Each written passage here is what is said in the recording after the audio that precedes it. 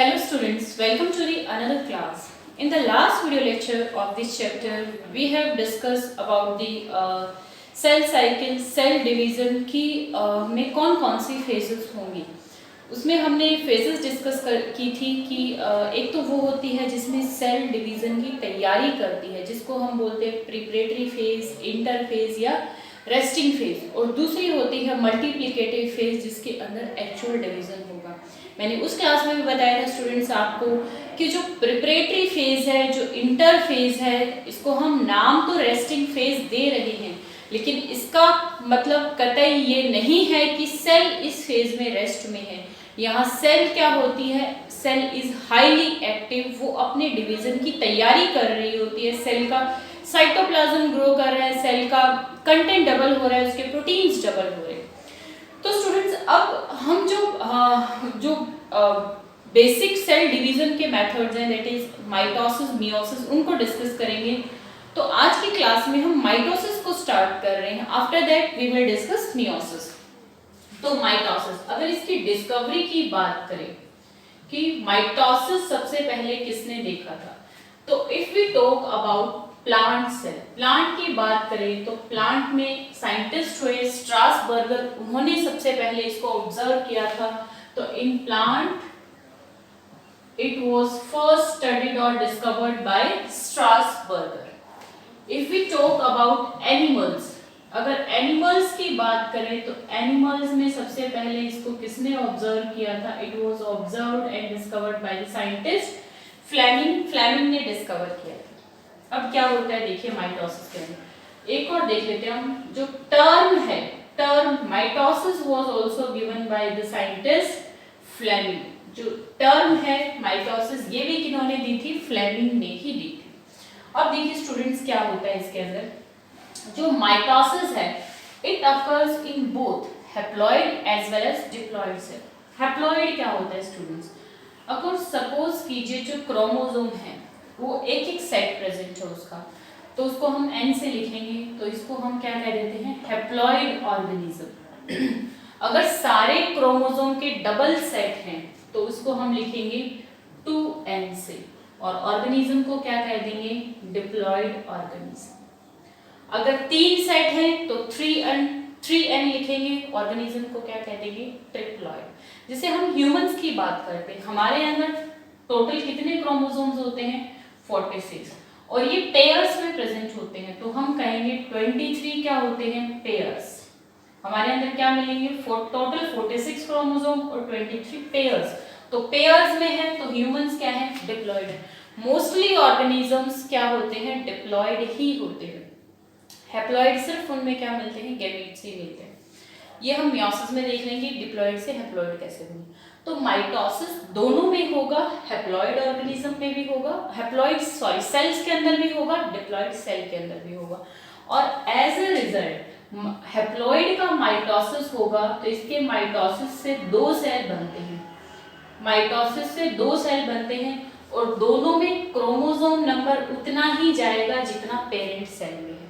जैसे अगर सपोज कीजिए हमने हैप्लॉइड सेल में माइटोसिस हुआ, तो जो दोनों डॉटर सेल बनेंगे उनमें क्रोमोसोम नंबर उतना ही रहेगा जितना पेरेंट सेल में था.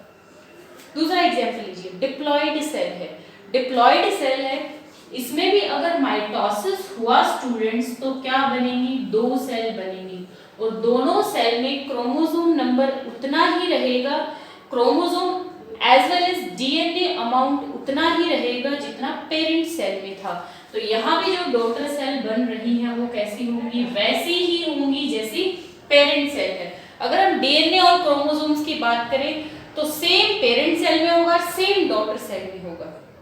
तो इक्वल नंबर रहता है क्रोमोसोम्स का और डीएनए कंटेंट का. इसीलिए माइटोसिस को क्या कह दिया जाता है students, equational division. Very very important. Mitosis को इक्वेशनल डिवीजन क्यों बोलते हैं स्टूडेंट्स, क्योंकि इसमें जो पेरेंट से डॉटर सेल बन रही है उनमें क्रोमोसोम नंबर भी सेम है, डीएनए कंटेंट भी सेम है. That's why mitosis is also known as equational division. इसको हम क्या कह देते हैं, equational division. Second thing, mitosis occurs in the somatic cells. ये कौन सी सेल्स के अंदर होता है? Somatic cells. तो अगर हम इसके अकरेंस की बात करें स्टूडेंट्स, तो this is mostly occurring or found in somatic cells. That's why this is also called as somatic division. इसीलिए इसको और क्या नाम दे देते हैं? somatic division भी बोल देते हैं। तो वेरी इंपॉर्टेंट। इक्वेशनल डिवीजन क्यों कह रहे हैं? इसी पे ज्यादा क्वेश्चन आते हैं। इक्वेशनल डिवीजन किसको बोलते हैं? माइटोसिस को। क्यों बोलते हैं? क्योंकि क्रोमोसोम नंबर भी सेम रह रहा है और डीएनए कंटेंट भी, और सोमेटिक सेल्स में हो रहा है, इसीलिए इसको क्या बोल देंगे? Somatic division. चलिए स्टूडेंट्स आगे देखते हैं इसमें क्या होता है।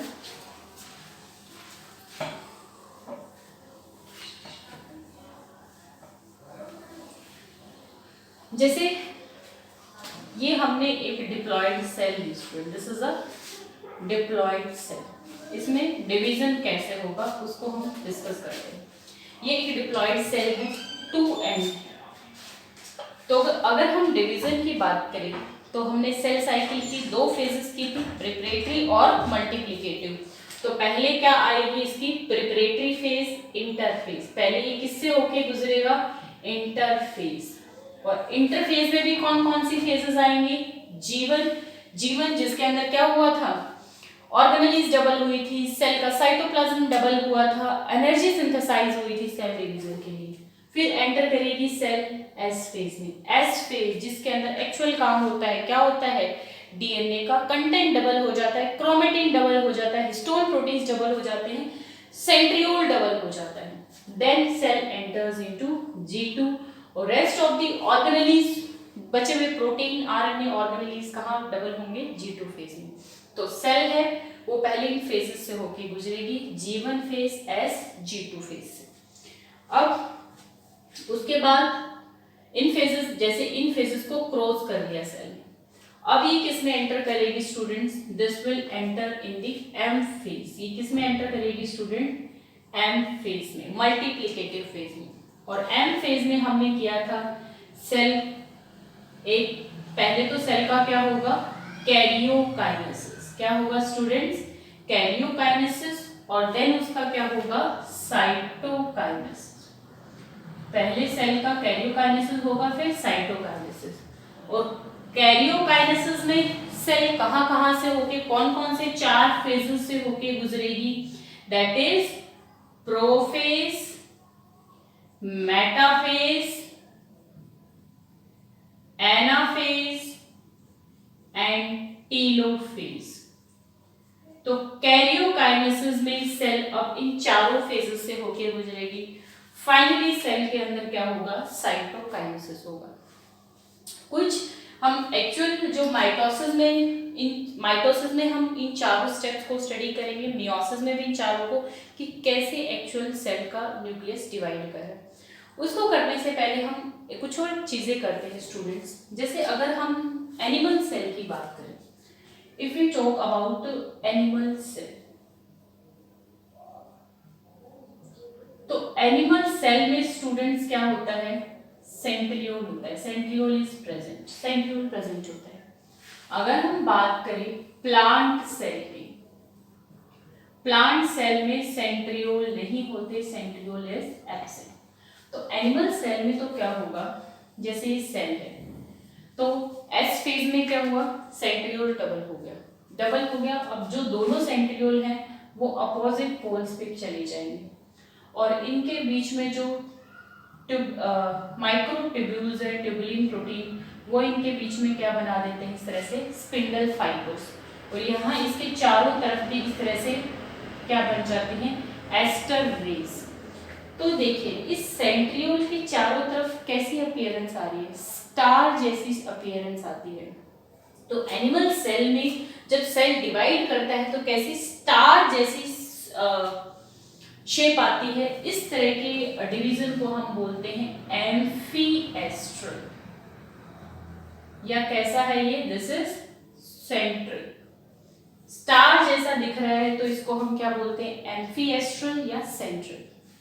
अब प्लांट सेल में क्या होगा स्टूडेंट? प्लांट सेल में सेंट्रियोल नहीं होता, सिर्फ क्या होते हैं? जो माइक्रोट्यूब्यूल, जो ट्यूबुलिन प्रोटीन है वो ट्यूबुलिन प्रोटीन ही उन्हीं का जिलेशन होगा और वो क्या बनाएंगे, स्पिंडल फाइबर्स। इस तरह से स्पिंडल्स तो बन जाते हैं लेकिन कोई स्टार जैसी अपीयरेंस नहीं आती है, इसीलिए इस तरह के डिवीजन को बोला जाता है एसेंट्रिक और एनएस्ट्रल। मींस जो एस्टर, यहाँ पे एस्टरेज बन रही है, यहाँ एस्टरेज नहीं बनती है, तो उसको क्या कहेंगे students, that we call as ancestral और एसेंट्रिक। यहाँ एस्टरेज बन रही है तो इसको एस्ट्रल भी बोल देते हैं। ये कैसा है, एस्ट्रल। ये एनएस्ट्रल मींस एस्टर रेज या स्टार जैसी अपीयरेंस नहीं आ रही। तो स्टूडेंट समझ आया, एनिमल सेल में जब क्योंकि सेंट्रियोल है तो स्टार जैसी अपीयरेंस आ रही है तो एम्फीएस्ट्रल, एस्ट्रल या सेंट्रिक डिवीजन कहेंगे। और प्लांट सेल में कैसा होगा, एसेंट्रिक या एनएस्ट्रल। चलिए, एक और इनके बीच में बेसिक डिफरेंस होता है वो इनकी साइटोकाइनेसिस। बाकी ये जो स्टेप्स हैं स्टूडेंट्स, जो कैरियोकाइनेसिस के प्रोफेज, मेटाफेज, एनाफेज, टेलोफेज, ये मोस्टली कॉमन रहते हैं। डिफरेंस साइटोकाइनेसिस में आता है, क्या डिफरेंस आता है वो अभी हम समझते हैं। तो अब हम इनके एनिमल और प्लांट सेल के साइटोकाइनेसिस के डिफरेंस को भी देख लेते हैं, कैसे होगा, क्या डिफरेंस होंगे दोनों के पीछे। तो देखिए स्टूडेंट्स, अगर हम बात करें साइटोकाइनेसिस एनिमल सेल की, एनिमल सेल जैसे ये सेल कैरियोकाइनेसिस हो चुका है, तो कैरियोकाइनेसिस हो चुका है तो इसका कंटेंट जो न्यूक्लियस था वो डिवाइड कर चुका है, सेंट्रियोल दोनों तरफ अपने एक एक आ गए। अब इसमें क्या होना है, न्यूक्लियस डिवाइड हो कैसे होगा वो भी समझाऊंगी इसके बाद, पहले साइटोकाइनेसिस समझ लीजिए। अब क्या होना है, साइटोकाइनेसिस। तो क्या होगा, सिंपल क्या होगा, साइटोप्लाज्म के अंदर इस तरह से ग्रूव बनता है या फर्रो बनती है। बाहर से साइटोप्लाज्म के अंदर क्या बन रहा है, ग्रूव बन रहा है या फर्रो बन रहा है। तो ये इसके अंदर क्या प्रेजेंट है, दोनों न्यूक्लियाई आ जाएंगे। तो एनिमल सेल में इस तरह का डिवीजन होता है, इसको हम बोलते हैं साइटोकाइनेसिस। कैसे हो रहा है, बाय ग्रूव फॉर्मेशन और you can say by furrow formation.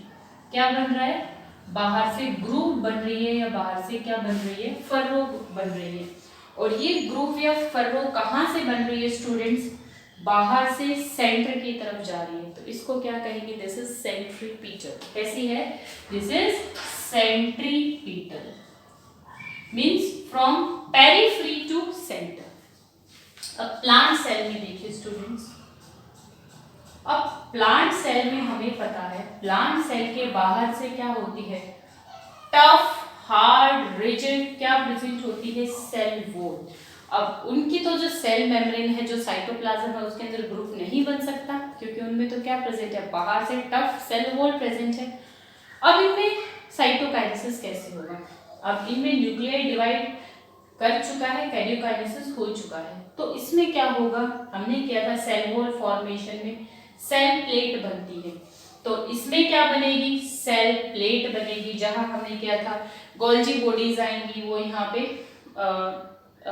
Settle down हो जाती है बीच में, फिर वो पैक्टिन सिक्रीट करती हैं, फिर कैल्शियम आयंस डिपॉजिट हो जाते हैं जो सेल प्लेट बना देते हैं। तो इस तरह से इनके बीच में क्या बनेगी, सेल प्लेट, और फिर ये धीरे धीरे सेल प्लेट ग्रो करेगी सेंटर से पेरिफेरी की तरफ। देखिए स्टूडेंट, जस्ट अपोजिट हो रहा है, वहां पेरिफेरी से सेंटर की तरफ आ रहा था, यहाँ सेल प्लेट बनी है और वो सेंटर से पेरिफेरी की तरफ जा रही है।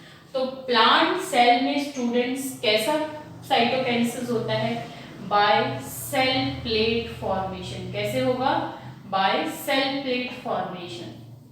और कैसा हो रहा है ये, from centre to periphery, centre से पेरिफेरी की तरफ, तो इसको हम कहेंगे सेंट्रीफ्यूगल। क्या कहेंगे स्टूडेंट, सेंट्रीफ्यूगल। तो ये बेसिक डिफरेंस है साइटोकाइनेसिस ऑफ प्लांट और एनिमल्स के बीच में। एनिमल्स में होता है सेंट्रीपेटल स्टूडेंट्स और प्लांट्स के अंदर होता है सेंट्रीफ्यूगल स्टूडेंट।